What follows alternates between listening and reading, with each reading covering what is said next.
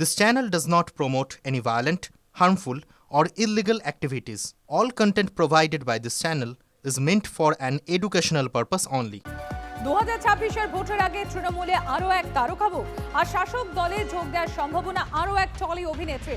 আরও ডিটেলস নেব, প্রদীপ্ত রয়েছেন আমাদের সঙ্গে। প্রদীপ্ত, দেখো, কিছুক্ষণের মধ্যেই এই টলিউড শিল্পীর তৃণমূলে যোগদানের কথা রয়েছে এবং এই শিল্পী 2021 সালে বিজেপির হয়ে ভোটে প্রতিদ্বন্দ্বিতা করেছিলেন। কলকাতা লাগোয়া একটি বিধানসভা ক্ষেত্র থেকে তিনি প্রতিদ্বন্দ্বিতা করেছিলেন এবং যেখান থেকে তিনি প্রতিদ্বন্দ্বিতা করে হেরেছিলেন সেই যিনি বিধায়ক হয়েছিলেন তিনিও কিন্তু পরবর্তীতে দল বদল করেন এবং এই মুহূর্তে তার অবস্থান বিজেপিতে রয়েছে। হঠাৎ করে এই টলিউড অভিনেত্রী কেন তৃণমূল কংগ্রেসে যোগদান করছে তা নিয়ে রাজনৈতিক মহলে চর্চা চলছে। অনেকেই বলছেন এই মুহূর্তে যোগদানের অর্থ তিনি হয়তো প্রার্থী হবেন, যদিও তৃণমূল নেতৃত্ব এ নিয়ে এখনো পর্যন্ত মুখ খুলতে নারাজ।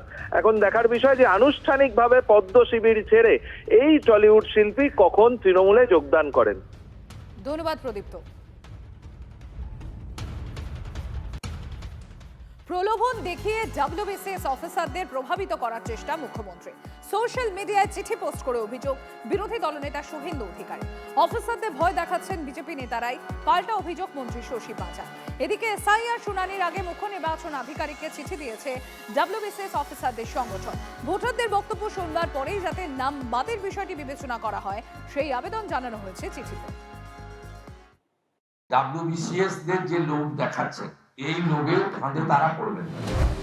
আগামী শনিবার শুরু হচ্ছে এসআইআর এর শুনানি। ঠিক তার আগে ডব্লিউবিসিএস অফিসারদের নিয়ে চাঞ্চল্যকর দাবি করলেন বিরোধী দলনেতা শুভেন্দু অধিকারী। তাঁর অভিযোগ, প্রলোভন দেখিয়ে ডব্লিউবিসিএস অফিসারদের প্রভাবিত করার চেষ্টা করছেন মুখ্যমন্ত্রী। এর পাল্টা বিজেপির বিরুদ্ধে সরকারি অফিসারদের ভয় দেখানোর অভিযোগ তুলেছে তৃণমূল। তারা নয় কোনো এই ধরনের উৎসাহ দেন না, তারা হুমকি হামকা দেন।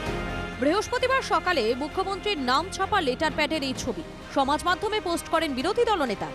ট্যাগ করেন ডব্লিউবিসিএস অফিসারদের সংগঠনকে।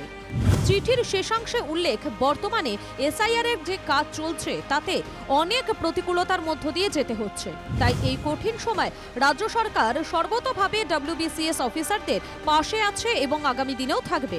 এই অংশটিকে দাগিয়ে গুরুতর অভিযোগ তুলেছেন শুভেন্দু অধিকারী। এখানে ট্রান্সফার এবং অন্যান্য পোস্টিং হচ্ছে আইপ্যাক এবং কে কতটা দাসত্ব স্বীকার করবেন, অপকর্ম করতে পারবেন তার উপরে। এমনকি পোস্টিং হচ্ছে ধর্ম সম্প্রদায় দেখে, পোস্টিং হচ্ছে ওবিসি ভুয়া সার্টিফিকেট ধারীদের। যে আইএস অফিসাররা এই নির্দেশগুলো দিচ্ছেন সেন্ট্রাল গভর্নমেন্টের ডিএ এনজয় করছেন, পে স্কেল এনজয় করছেন।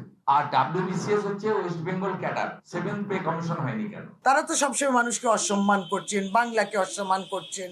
কোয়ালিফাইড মানুষ তারা, আইএস আইপিএসরা, তাদের টিকি কোথায় আছে এইভাবে কথা বলাটা, এই ভাষাটাই উপযুক্ত না। এসআইআর পর্ব শুরুর আগে থেকেই সরকারি কর্মীদের প্রভাবিত করার অভিযোগ উঠেছে।